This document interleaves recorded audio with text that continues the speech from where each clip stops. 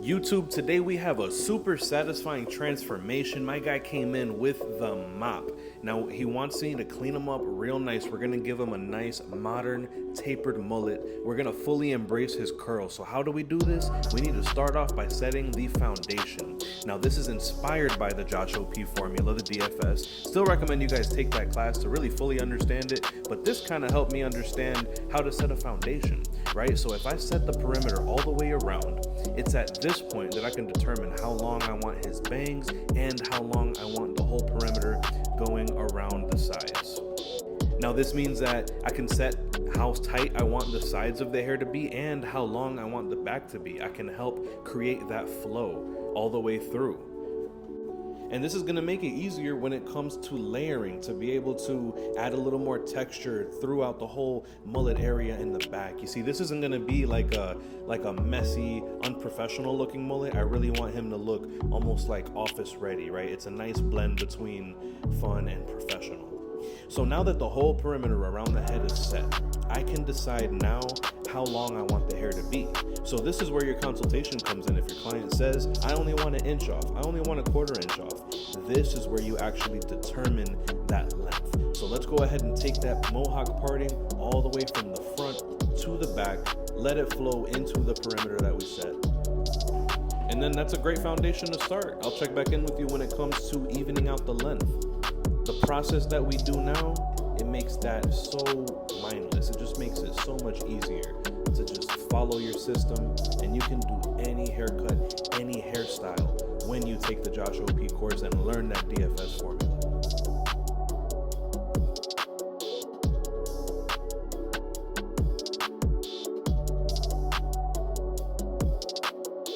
Now it's really just a matter of connecting the dots. I set my length perimeter on the side, I set my middle perimeter in that mohawk parting.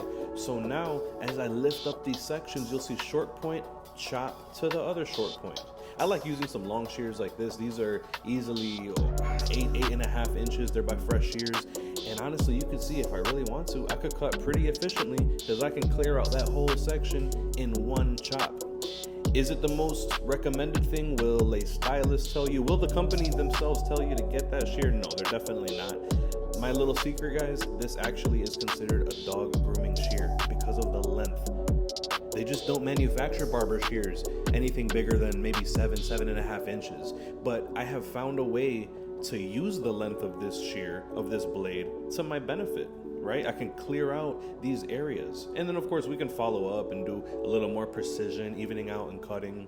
But yeah, look, and you can see as I go through these different sections of the head, I can elevate the hair anywhere throughout and find short point, and connect the length in between the two areas, consistently scrunching the hair together so I can make sure that we're maintaining the style. We are emphasizing his curls. And that's going to be the next step, is we're going to apply a little bit of Tune 45 clay and dry it out with the diffuser to make sure that we get the style popping and clean, so that way when we put our taper in, we're good to go. So the key ingredient that separates Tune 45 Indestructible Clay from any other clay in the market is the bentonite. Now that ingredient, what it'll do is it'll help expand the follicle of the hair up to 6 times from its natural size, increasing the volume, helping define whatever natural hair texture that they have. You're gonna see here in a little bit, once we apply the diffuser, how great the curls pop. Just make sure that you emulsify it. You need to rub it between your hands I feel like the heat really helps activate it. Make sure you rub it deep into the roots. And I, for the longest time, have been a huge fan and advocate of the Tune 45 powder. I still think that product is a great product because it's a lot more effort-free. However, if your client is not careful and they put a little bit too much in the hair, it can make the hair feel overly dry, overly stiff. That's not going to happen with the Tune 45 clay if they have the time to put the effort in to do this step, the step-by-step process here, because the hair will remain malleable. I really feel like it's one of those products that will transcend your look while keeping a natural feel to it. So don't forget, you have access to a discount with this product using my code TitoCuts. So that way you can increase your profit margins and receive the product at a discount. It'll help you increase your income a little bit in the shop. So it's always nice to work with a product that you believe in. The diffuser definitely is gonna help make sure that the air coming from the blow dryer doesn't blow the curl out of place. It'll just help it dry in place. So that's really helpful if you have clients that have very particular styles like this that can easily be blown out of style, if that makes sense. I hope that lands. So now it's time to set the bald line into our taper using the Stylecraft Instinct metal trimmer. It's definitely a little more heavy duty, so it's a lot more capable of handling bulk, right? So if you want to try this trimmer out, same code, you have 20% off access using my discount code CitoCuts. So I'm going to punch in this line here using this trimmer, and I'll go ahead and while I'm at it, a part of efficiency is using this tool to its maximum capability while you have it in your hand. In this case, I'm already setting in that line. That means I can go ahead and clear out the stubble that's on the side of his face. We're gonna follow up now using the Stylecraft Instinct X, and we'll have no guard on it at all. We just have the blade wide open, and we're gonna set ourselves a little panel. Now, stay tuned for the other side too, because this side, I'm not gonna debulk first. The other side, I will. I wanted to show you guys that there is more than one way to skin a cat. If this side, we're jumping straight into the guidelines, I'm gonna start with the clipper open, and then I'm gonna follow up with the one guard open. Take our time, make sure that we can create a little bit of space, as much as possible. I like to go up to 3/4 of an inch, maybe an inch, and then we can create a little bit more space using this 1.5 guard with that lever open. And same thing, we are creating a little bit more space with this guard. I'm not so much determined on creating a hard, sharp line. I'm trying to do a little bit more of a feathering motion, so that way I can start to blend into the bulk that we have on the sides. Now, why is it so important to start feathering with that 1.5 guard? If you can do that correctly, that means that you more than likely can skip the 2 guard and the 3 guard. And hey, maybe if you're lucky, the 4. I wasn't skilled enough to skip the 4 guard. I felt like it was gonna help me just create a little bit more transition in between that area. But it is a bit of a tighter look, right? It's not like we have the whole side of the head to spread this fade out into. We have to finesse the area. We're gonna go ahead and use this number 4 guard, and then follow up with a couple other blending techniques to make sure that it all lays down nicely.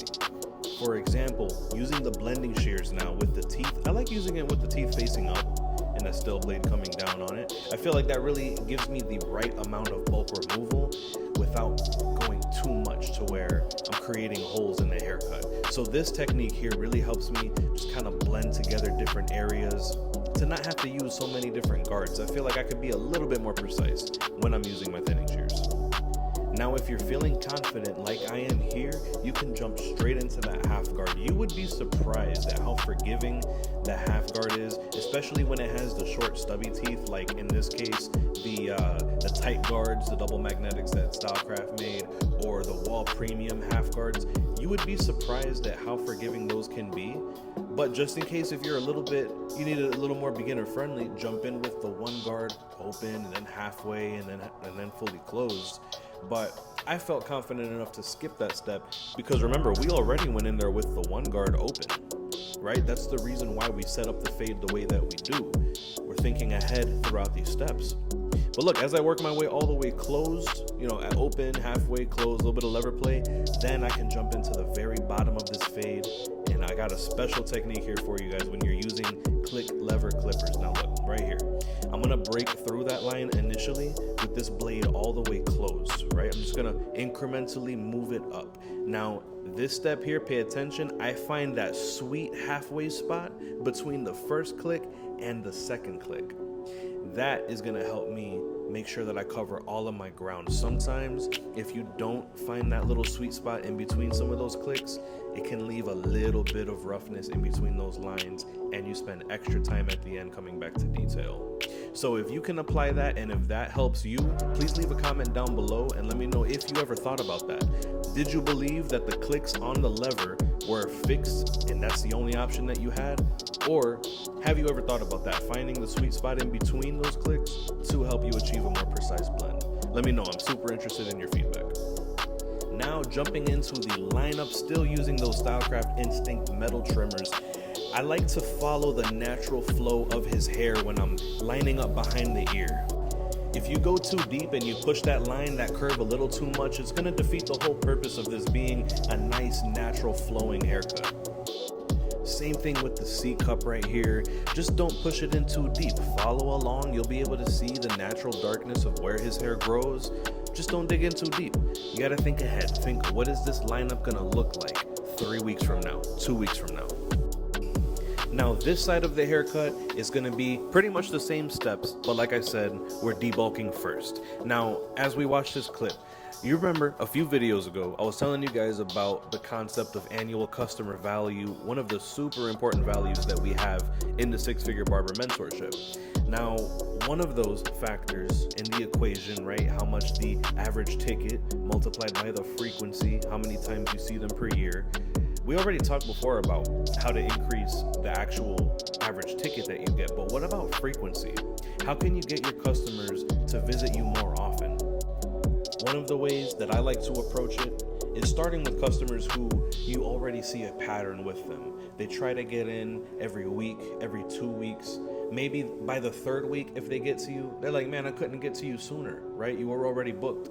That means that they're starting to sense the demand for you. I would start with those clients and offer them a weekly or a bi-weekly recurring appointment. If they come every 2, offer them a 1 week. If they come every 3, offer them a 2. See, the thing is, you would be surprised at how many clients are willing to set a fixed schedule as long as it works with their own schedule. I have been surprised at how many people even want to come weekly that I never would have thought that before I actually made the offer. A lot of times, it just comes down to offering it, asking. You know, you're never going to close a sale if you never ask for the sale. So definitely check with your clients and see who's willing to do that. And there's plenty of other ways to do that. Let's say if somebody, they're not confident about their schedule. Oh, I can't set a recurring appointment because my work schedule changes a lot. Well, try to offer them one by one. Be like, hey, how about this? If you like your haircut at 2 weeks, let me put you at 2 weeks, this day, this time. And if you can't make it, just let me know and we'll adjust from there. That way you're still influencing them to come a few more times per year. So think about it. Let's say you have a client and your average ticket is $40, right? Maybe you only charge 30, you charge 5 with the beard. Let's say you get an average 5 tip, right? Round that out at 40 bucks you get per client.